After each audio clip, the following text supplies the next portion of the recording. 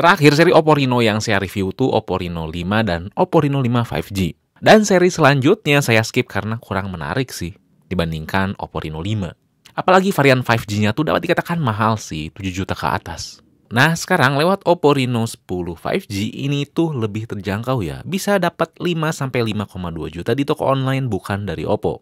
Kan kalau dari Oppo-nya 5,99 juta rupiah ya. Udah coba beberapa waktu, seri itu cukup menarik sih. Bisa dikatakan ini tuh Oppo Reno varian 5G yang paling nggak pelit urusan spesifikasi. Saking nggak pelitnya, ada hal yang berlebihan ya di ponsel ini yang membuat experience-nya tuh sedikit terganggu sih, walaupun aspek lainnya bagus. Oke, di sini Fadil langsung aja kita review Oppo Reno 10 5G.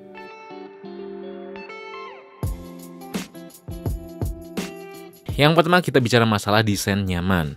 Untuk urusan look jujur saya lebih suka Oppo Reno 10 5G ini dibandingkan Realme 11 Pro 5G yang seharga dan ngasih desain kulit.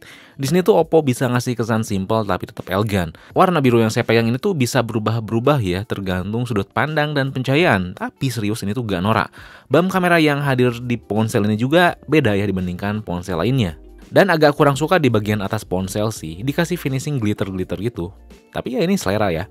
Ponsel ini memang kurang ngasih kesan premium ya karena material yang ada. Namun ergonominya tuh cukup nyaman ya. Tekstur belakang tuh gak licin, terus bagian belakang dan depan di setiap kiri dan kanan tuh melengkung ya, yang membuat gripnya tuh meluk banget, enak. Walau secara dimensi ini tuh dapat dikatakan bongsor. Di sini kita gak dikasih rating ketahanan air IP. Tapi Oppo masih merhatiin ini kok, karena di slot SIM cardnya masih ada pelindung karet. Selain itu, di slot SIM keduanya juga bisa masukin slot micro SD ya. Lalu kerasa kurang premiumnya juga karena di bagian sektor feedback getarnya. Dibandingkan Oppo Reno 6 5G, ini ngalamin penurunan. Kita nggak bisa ngatur kekuatan getar yang ada, dan kekuatan getar yang ada tuh kurang halus. Sama kayak Realme 11 Pro, tapi sedikit lebih nyaman ini sih. Jadi kita harus nerima getaran apa adanya gitu. Kalau enggak ya dimatiin aja. Dan terakhir urusan keamanan kita dikasih sensor sidik jari berupa pembacaan di layar yang lumayan cepat dan si face unlock-nya juga lumayan cepat ya. Jadi ya well done. Lalu yang selanjutnya tuh AMOLED 6,7 inci.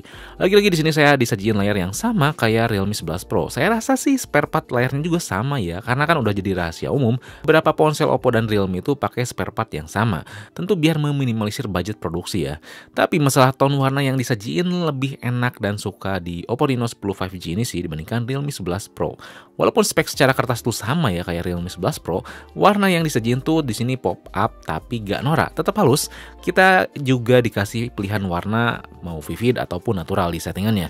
Lalu yang saya suka juga ada di always on display-nya, lebih tepatnya di Bitmoji. Jadi ini adalah fitur buat nampilin berbagai stiker yang bisa nyesuaiin sama muka kita, terus bisa berubah tergantung kondisi. Kalau ngecas bakal berubah, kalau malam hari bakal nampilin stiker tidur dan stiker atau emoticon lainnya. Pokoknya lucu. Penggunaannya juga nyaman ya, sensitif, gak cuma enak dilihat doang. Sayangnya di keluarga BBK Elektronik, termasuk si Oppo Reno 10 5G ini, walaupun udah dukung HDR, entah kenapa ya sulit buat nampilin pilihan HDR di layanan streaming berbayar. Untungnya urusan speaker ini tuh renyah banget sih, saya suka. Nggak begitu kenceng, tapi lebih nyajiin ke suara yang renyah ya buat didengar. Jadi walaupun untuk beberapa hal nggak bisa nampilin HDR, layarnya tuh enak ya buat dipakai nonton, nggak cuman buat scrolling sosmed doang. Lalu yang ketiga ini masalah fitur nih yang terlalu lengkap. Ada hal yang maksain ya di masalah fitur ini. Fiturnya itu terlihat dan terasa agak maksain ya, supaya berbeda dengan Realme 11 Pro yang punya spesifikasi dan sistem yang serupa. Tapi kita bicara masalah fitur hardware-nya dulu ya, yang nggak ada komplain. Fitur hardware-nya tuh udah serba baru dan lengkap. Katakanlah Wi-Fi-nya udah versi 6, ini tuh kenceng dan stabil ya si sinyalnya. Selain itu Bluetooth-nya juga udah versi terbaru 5.3 yang irit daya dan ngasih sistem audio yang bagus. Gak lupa ada NFC dan ada IR Blaster ya buat jadi remote. Mantap banget, jadi nggak cuman brand sebelah aja yang punya IR Blaster. Kalau softwarenya juga udah oke ya, katakanlah ada fitur personalisasi yang disimpan di satu tempat buat ngatur wallpaper, always on display, tema, font, warna sistem dan animasi. Terus dark mode yang ada juga punya beberapa sistem warna gelap yang berbeda ya. Termasuk bisa maksa beberapa aplikasi buat jadi dark mode walaupun aplikasi tersebut belum support.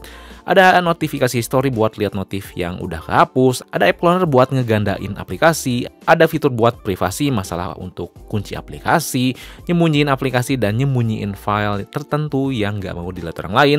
Lalu bisa lihat juga kesehatan baterai dengan akurat tanpa aplikasi pihak ketiga. Beberapa gestur di layar dan tombol power juga bisa di custom ya, dan tentu ada fitur tambahan berupa split screen buat permudah multitasking, flex window, dan sidebar. Lalu ada kid space dan simple mode. Nah, tadi di awal kan saya bilang terlalu berlebihan ya, dan itu ada di fitur softwarenya. Katakanlah ada fitur Ultra Vision Engine yang katanya bisa ningkatin kualitas gambar waktu nonton video, tapi nggak ada aplikasi yang support fitur ini. Termasuk fitur mode cantik waktu video call, nggak ada support juga. Terus ada fitur emoji buat saya tuh nggak kepake amat gitu, kayak gimmick doang. Terus ada juga air gesture yang bisa ngekibas-kibas layar dari jauh, yang dimana pemakaiannya tuh agak ribet sih, nggak praktis. Dan aplikasi bloatware di awal pemakaian ponsel tuh terlalu banyak. Ya emang bisa dihapus ya, cuman ya ribet aja, termasuk iklannya.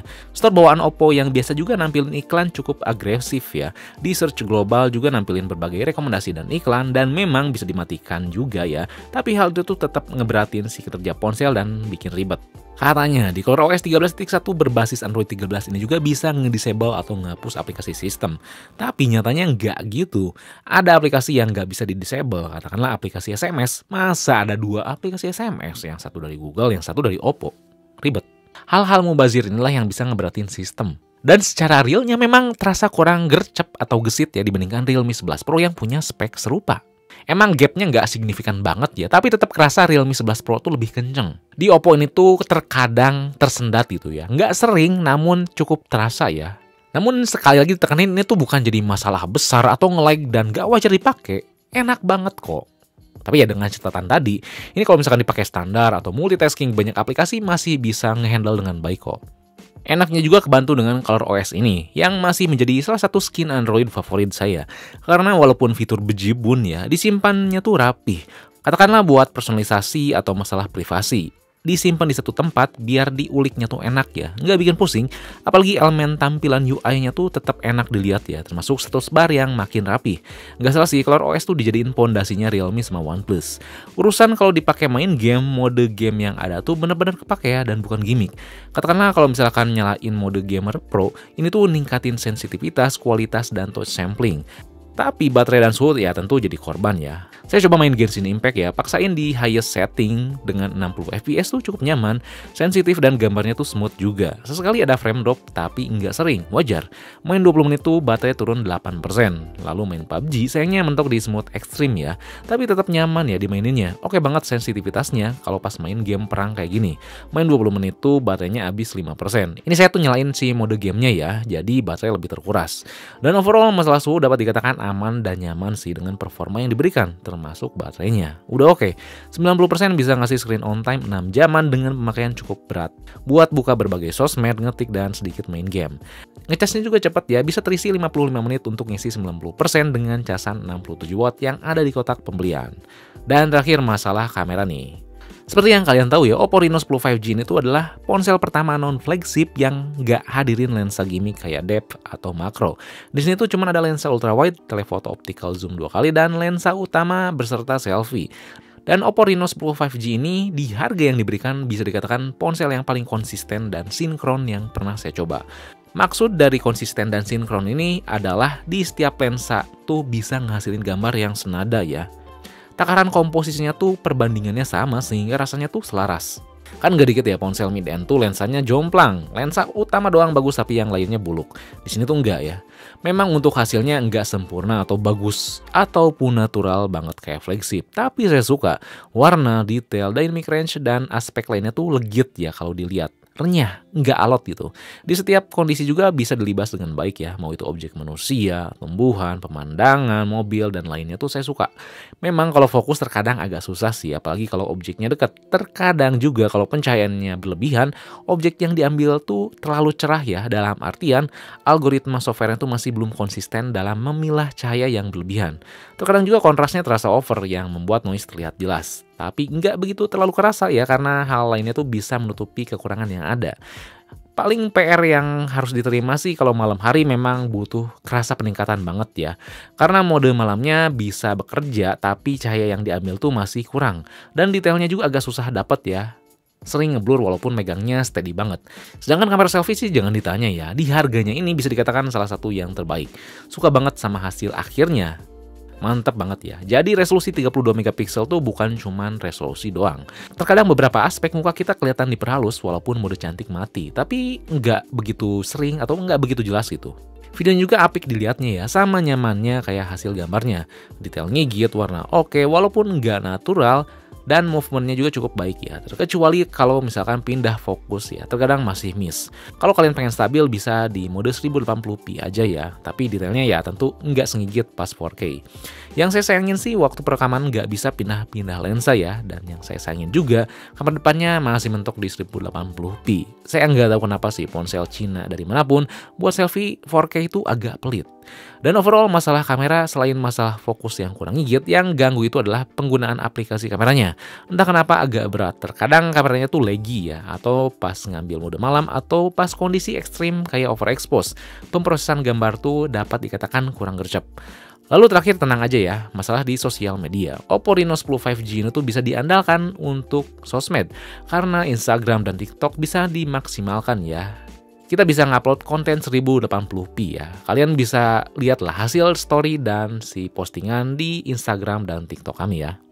Salah resolusinya aja yang kurang. Oke, dan kalau misalkan kayak jalan tentu aja cukup stabil dan gak nge-crop. Well done. Emang oke sih. Kamera selfie-nya Oppo mau video ataupun foto. Mau video foto. Oke.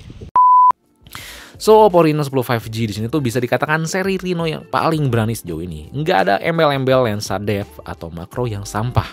Dan bisa menghadirkan sebuah fitur yang benar-benar lengkap ya, baik software sampai hardware dia kemas di harga 5 jutaan.